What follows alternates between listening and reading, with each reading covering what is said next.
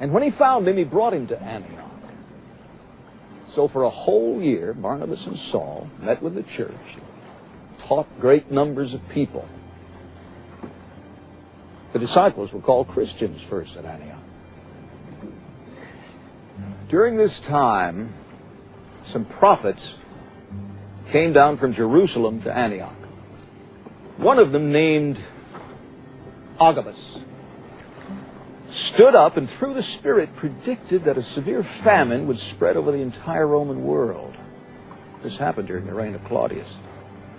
The disciples, each according to his ability, decided to provide help for the brothers living in Judea.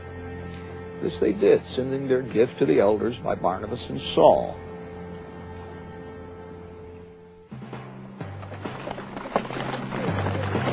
It was about this time that King Herod arrested some who belonged to the church, intending to persecute them. He had James, the brother of John, put to death with the sword.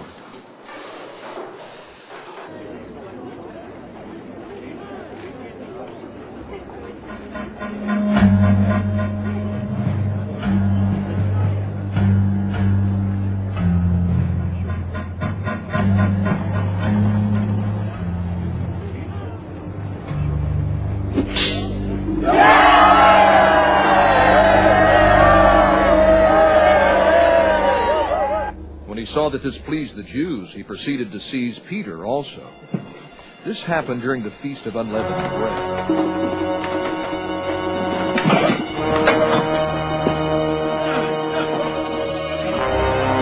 After arresting him, he put him in prison, handing him over to be guarded by 4 squads of 4 soldiers each. Herod intended to bring him out for public trial after the Passover. So Peter was kept in prison, but the church was earnestly praying to God for him. The night before Herod was to bring him to trial, Peter was sleeping between 2 soldiers, bound with 2 chains, and sentries stood guard at the entrance. Suddenly, an angel of the Lord appeared, and a light shone in the cell. He struck Peter on the side and woke him up. "Quick, get up," he said, and the chains fell off Peter's wrists. Then the angel said to him, "Put on your clothes and sandals." And Peter did so.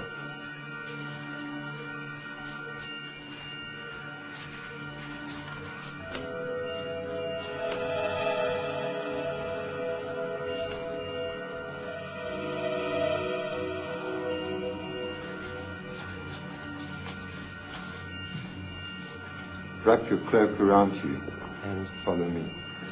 The angel told him.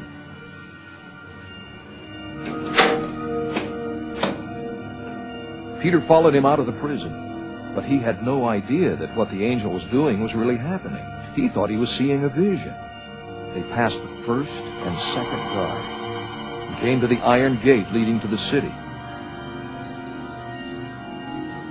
It opened for them by itself, and they went through it.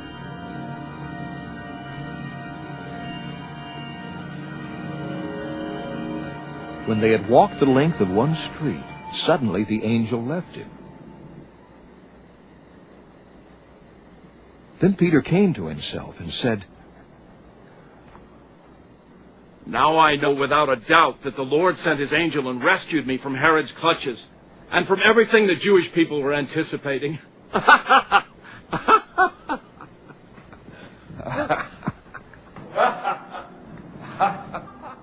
When this had dawned on him, he went to the house of Mary, the mother of John, also called Mark, where many people had gathered and were praying. Peter knocked at the outer entrance, and a servant girl named Rhoda came to answer the door.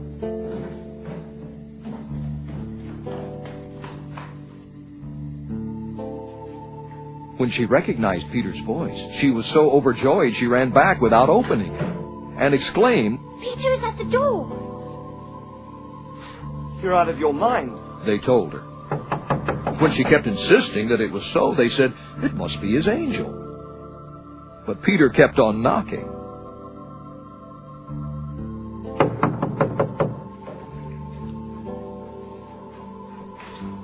when they opened the door and saw him, they were astonished. Peter motioned with his hand for them to be quiet and described how the Lord had brought him out of prison.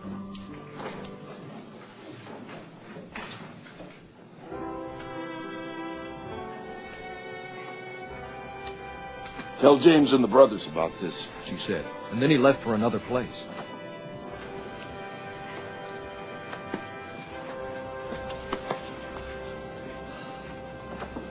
In the morning, there was no small commotion among the soldiers as to what had become of Peter. After Herod had a thorough search made for him and did not find him, he cross-examined the guards and ordered that they be executed. Then Herod went from Judea to Caesarea and stayed there a while. He had been quarreling with the people of Tyre and Sidon. They now joined together and sought an audience with him. Having secured the support of Blastus, a trusted personal servant of the king, they asked for peace because they depended on the king's country for their food supply.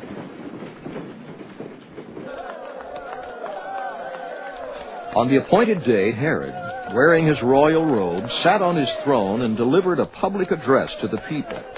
They shouted, "This is the voice of a god, not of a man." Immediately, because Herod did not give praise to God, an angel of the Lord struck him down, and he was eaten by worms and died.